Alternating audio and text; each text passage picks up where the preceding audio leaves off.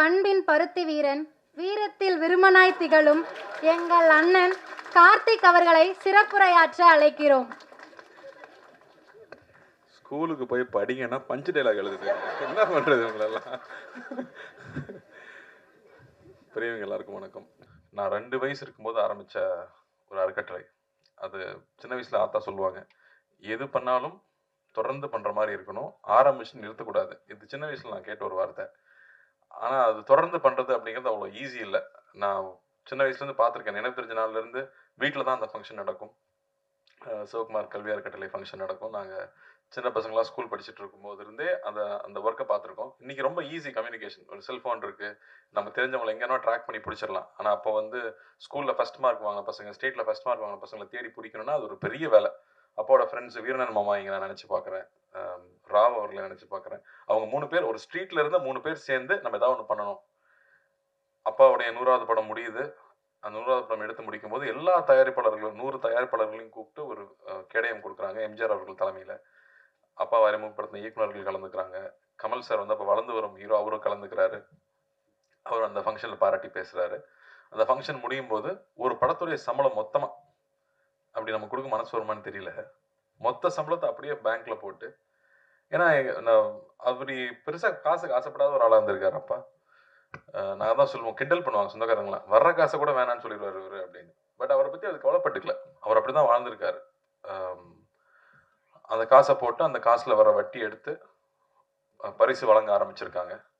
முதல் பரிசு 1000 ரூபாய், அப்புறம் 750 ரூபா, அப்புறம் 500 ரூபாய். இந்த 1000 ரூபாய் பெரிய காசா அப்படின்னு நான் யோசிச்சு பார்க்கலாம். சரி, தங்கம் அப்போ என்ன விலை இருந்திருக்கும் 1979ல யோசிச்சு பார்த்தா அது 750 ரூபா இருந்திருக்கு. ஸோ கிட்டத்தட்ட வந்து ஒரு 1.5 சவரன் வாங்குற அளவுக்கு பரிசு தொகை கொடுத்துருக்காங்க. தொடர்ந்து 25 வருஷம் அந்த ஃபங்க்ஷன் நடந்துகிட்டே இருந்துச்சு. ஒவ்வொரு வருஷமும் சின்ன சின்ன ஊர்கள்ல இருந்து எங்கே இருந்தாலும் தவறாம வந்து அப்பா கிட்ட பரிசு வாங்கிட்டு போவாங்க. நாங்க வெளியூர்ல எங்க ஷூட்டிங் போனாலும் அப்பாவோட படங்களை பத்தி பேசுறாங்களோ இல்லையோ, ஆமா உங்க அப்பா வந்து படிப்புக்கு வந்து ஹெல்ப் பண்ணுவார்ல அப்படின்னு சொல்லுவாங்க. ஸோ அதை தொடர்ந்து பண்ணதுதான். அதுக்கப்புறம் 25வது ஆண்டுக்கு அப்புறமா அகரம் எடுத்து அதை செய்ய ஆரம்பிச்சது. அகரம் எடுத்ததுக்கு அப்புறமா தான் வந்து வெறும் ஃபர்ஸ்ட் மார்க் எடுத்தது மட்டும் கிடையாது, எங்க இருந்து ஃபர்ஸ்ட் மார்க் எடுத்தான் அப்படிங்கிறது ரொம்ப முக்கியமா இருக்கு அப்படிங்கிறது புரிதல் வந்துச்சு. எந்த இடத்துல இருந்து ஆரம்பிச்சு படிச்சு வந்தாங்க. இன்னைக்கு வந்து ஒவ்வொரு பசங்களும் அவங்களுடைய பேக்ரவுண்ட் சொல்லும் போது அப்பா எங்கேருந்து வந்தாருன்னு தான் யோசிக்க முடியுது. எங்கனால அதை நான் சொல்ல முடியாது. நாங்கள் வந்து ஆசீர்வதிக்கப்பட்டவங்க அப்படின்னு தான் சொல்லிக்கணும், இல்லை போன ஜென்மத்து புண்ணியம்னு சொல்லிக்கலாம். அப்பாவுக்கு பையனாக பிறந்ததுனால பல விஷயங்கள் கடந்து வந்துட்டோம். ஆனால் அப்படி இருந்தாலும் வந்து எதுவும் தெரிஞ்சுக்காம இங்கே வந்துட முடியாது. இதுக்கு பயங்கர ஹார்ட் ஒர்க் தேவை. யார் எந்த இடத்துல ஆரம்பித்தாலும் ஹார்ட் ஒர்க் பண்ணி தான் ஆகணும். இந்த கீழேருந்து ஆரம்பித்து நான் ரொம்ப கஷ்டப்பட்டேங்க அப்படிதான் வர முடிஞ்சுன்னு சொன்னால் அது உண்மைதான். கஷ்டப்படாமல் எதுவுமே கிடைக்காது. எல்லாருமே உழைச்சி தான் வர முடியும். எந்த விலை கொடுக்காம எதுவுமே கிடைக்காது. அந்த விலை எப்பவுமே காசு பணம் கிடையாது. உங்க தூக்கமா இருக்கும், உங்களுடைய சந்தோஷங்களா இருக்கும். இங்க இருக்கிற எல்லாருமே ஏதோ ஒன்று பெருசா விலை கொடுத்து இழந்துதான் இன்னைக்கு அவங்க படிச்சு இங்க வந்திருக்காங்க. அதனால இன்னைக்கு ஹார்ட் ஒர்க்கோ நம்ம தியாகம் பண்ணிக்கிற விஷயம் என்னவோ நிச்சயமா அது பரிசளிக்குது. இல்லைங்க நான் வாழ்க்கை பூரா உழைச்சிட்டே இருக்கேன், எனக்கு எதுவுமே கிடைக்கலன்னு சொன்னா நீ ரொம்ப நாள் வெயிட் பண்ணா ரொம்ப பெருசா கிடைக்கும். நீ கொஞ்ச நாள் வெயிட் பண்ணா சின்னதா கிடைக்கும், ரொம்ப நாள் வெயிட் பண்ணா ரொம்ப பெருசா கிடைக்கும். அதனால எக்காரணத்தை கொண்டும் தளர்ச்சி ஆயிடவே வேண்டாம். தொடர்ந்து பயணிக்கணும்னு நான் உங்களை கேட்டுக்கிறேன். தைரியமா இருங்க. இங்க அகரம்ல ஒவ்வொரு வாட்டியும் நான் பசங்க கேட்கறது வந்து, ஊர்ல இருந்து படிச்சு சென்னைக்கு வந்துட்டேன், சிட்டிக்கு வந்துட்டேன். பசங்களை முக்கியமா வந்து சிட்டிக்கு கொண்டு வந்து படிக்க வைக்கணுங்கிறது ஒரு ஆசை. அங்க பக்கத்துல இருக்கிற காலேஜ்ல படிக்க வச்சிடலாமே அப்படின்னா, அங்க இருந்து அங்க எக்ஸ்போஷர் சின்னதா தான் இருக்கும். நேற்று யூடியூப்ல பார்க்காம ஒருத்தர் சொன்னாரு, சார் நீங்க இந்தியாவில இருந்து சம்பாதிச்சா 1 லட்சம் சம்பாதிக்கிறீங்கன்னா அப்படியே அமெரிக்கா போனா 5 லட்சம் சம்பாதிக்கலாங்கிறாங்க. அப்ப சின்ன கிராமத்துல படிச்ச பையனுக்கு என்ன தெரிஞ்சுக்க முடியும்? அங்க இருக்கிற ஒரு கல்லூரியில படிச்சா அந்த அளவுக்கு தான் அறிமுகம் இருக்கும். ஆனா எங்க இருக்கிற பசங்க சென்னைக்கு வந்து படிக்கணும், பெரிய சிட்டில படிக்கணும் அப்படின்னு அகரம் முடிவெடுத்தது ஏன் அப்புறம் தான் எனக்கு புரிஞ்சுது. ஆனால் ஒரு சிக்கல் இருக்கு. இங்க வந்த உடனே கூட படிக்கிற பசங்க எல்லாம் பயங்கரமா ட்ரெஸ் பண்ணிருப்பானுங்க, இல்ல இங்கிலீஷ் பட்டைய கிளப்பானுங்க. அது நல்ல இங்கிலீஷா இருக்கான்னு தெரியாத அளவுக்கு நமக்கு இங்கிலீஷ் தெரியாது. அவனும் சுமார் இங்கிலீஷ் தான் பேசுவான். ஆனா நம்மளா வந்து ஓவரா அவனை பார்த்து பயப்படுவோம். ஸ்கூல்ல இருக்க வரைக்கும் நம்ம கூட தெரிஞ்ச பசங்க கூடயே இருந்திருப்போம். ஆனா காலேஜ் போனோடனே பார்த்தா எல்லா ரகமான பசங்களும் வருவாங்க. அப்போ பயங்கர இன்ஃபீரியாரிட்டி காம்ப்ளெக்ஸ் வரும். சிட்டில படிச்சுட்டு போன எனக்கே இன்ஃபீரியாரிட்டி காம்ப்ளெக்ஸ் வந்துச்சுன்னா அப்புறம் கிராமத்துல இருந்து படிச்சு வர பசங்க இன்ஃபீரியாரிட்டி காம்ப்ளெக்ஸ் இருக்காம போயிடுமா? தயவு செஞ்சு அதெல்லாம் வச்சுக்காதீங்க. 1 வருஷம் 2 வருஷம் கஷ்டமா இருக்கும். அதுக்கப்புறம் அவங்களோட பெட்டரா நீங்க ட்ரெஸ் பண்ணுவீங்க. ஏன்னா நான் பார்த்திருக்கேன், என் கூட படிச்ச பசங்க திருநெல்வேலியிருந்து வருவானுங்க. அப்படியே நம்ம ட்ரெஸ்ஸிங் எல்லாம் பார்த்துட்டே இருப்பானுங்க. 3rd இயர் வரும்போது பார்த்தா நம்மளோட பெட்டரா ட்ரெஸ் பண்ணுவானுங்க. டேய் எங்கடா இதெல்லாம் வாங்குறீங்க அப்படின்னு கேட்டா அவன் அவ்வளவு ஷார்ப்பா இருப்பான். ஸோ எது வேணும்னு நீங்க ஃபிக்ஸ் பண்ணிட்டீங்கன்னா போதும். நான் இந்த அளவுக்கு ஸ்டைலா பேசணும். நான் இந்த அளவுக்கு இந்த சப்ஜெக்ட்ல ஷார்ப்பா இருக்கணும். இதுல தான் நான் அச்சீவ் பண்ண போறேன்னு ஒரு டார்கெட் ஃபிக்ஸ் பண்ணுங்க. டார்கெட் ஃபிக்ஸ் பண்ணாம இருந்தா எதுவுமே கிடைக்காது. என்ன வேணும் அப்படின்னு கேட்டா இங்க கிடைக்குது. இந்த பிரபஞ்சம் அததான் சொல்லுது. சோ என்ன வேணும் அப்படிங்கறத மட்டும் கிளியரா முடிவு பண்ணிட்டீங்கன்னா, அப்புறம் உங்களுக்கு வந்து ஸ்டாப் பண்ற எதுவுமே கிடையாது. நீங்க பாட்டுக்கு போயிட்டே இருக்கலாம். ஏன்னா நான்லாம் 25 வயசு எங்க அப்பா எனக்கு சொன்னது அதுதான். 25 வயசுக்குள்ள வாழ்க்கையில என்ன பண்ண போறேன்னு முடிவு பண்ணிடு அப்படின்னாரு. நானும் 18 வயசுல இருந்து யோசிக்கிறேன் என்ன பண்றதுன்னே புரியல. எல்லாரும் வந்து நம்ம பையன் ஒருத்தன் வந்தானே இங்க யாரு பிரசிடன்ட் நீ தானே? பேசிக்கலி லைக் நான் அப்பவே தெரிஞ்சது இன்ஜினியர்னு. அத ஃபர்ஸ்ட் எத கத்துக்கிறோமோ இல்லையோ ப்ராஜெக்ட் டைப் பண்ணும்போது பேசிக்கலி லைக் வந்துரும். சோ என்ன நானும் கொண்டு இன்ஜினியரிங் தான் படிக்க வச்சாங்க. எப்படி என்ன கனவுல எங்க அண்ணன் வந்து ஃபேக்டரி ஆரம்பிப்பாரு. அதுல போய் நாம அப்படியே சின்ன முதலாளியா சேர்ந்துடலான்ற ஒரு நினைப்புல அது நடக்கல. அதுக்கப்புறம் என்ன பண்றதுன்னு தெரியல. அப்புறம் தான் சரி ஏதோ நீ வாழ்க்கையில முன்னுக்கு வரணும்னா படிச்சாகணும். நம்மளா ஒரு பாதையை தேர்ந்தெடுத்துக்கணும்னு போனேன். அப்போ நான் இன்ஜினியரிங் படிச்சு முடிச்சதுக்கு அப்புறமா ஒண்ணு தெளிவா புரிஞ்சுது. எனக்கு வந்து இன்ஜினியரிங் எல்லாம் பிடிக்கல. எனக்கு சினிமா பிடிச்சிருக்கு. அது சொல்றதுக்கு ரொம்ப வெட்கமா இருந்துச்சு. ஆனா அத சொல்லி தான் ஆகணும். எங்க அண்ணனுக்கெல்லாம் அவ்வளவு இன்ட்ரெஸ்ட் கிடையாது. பட் எனக்கு பிடிச்சிருந்துச்சு. ஸோ நான் தைரியமா அப்பாட்ட சொல்லிட்டு, இல்லப்பா நான் திரும்பி வரேன். நான் சினிமால ட்ரை பண்ண போறேன். கத்துக்கணும்னு தான் நினைச்சேன். எதுவுமே எனக்கு தெரியாது. கத்துக்கணும்னு ஆசைப்பட்டு வந்தேன். ஆனா இதுதான் அப்படின்னு நான் முடிவு பண்ணதுக்கு அப்புறமா எனக்கு எல்லாமே நடந்துச்சு. அதுவரைக்கும் நான் ஆவரேஜ் ஸ்டூடண்ட். ஆவரேஜ் ஸ்டூடெண்டா இருக்கிறது ரொம்ப கொடுமை. ஞானவேல் சார்ட்ட நான் பேசியிருக்கேன். நல்லா படிக்கிற பையனை பாராட்டுவாங்க. நல்லா படிக்காத பையனை திட்டுவாங்க. ஆவரேஜ் மார்க் வாங்குறவன கண்டுக்கவே மாட்டாங்க. ரொம்ப கொடுமை அது.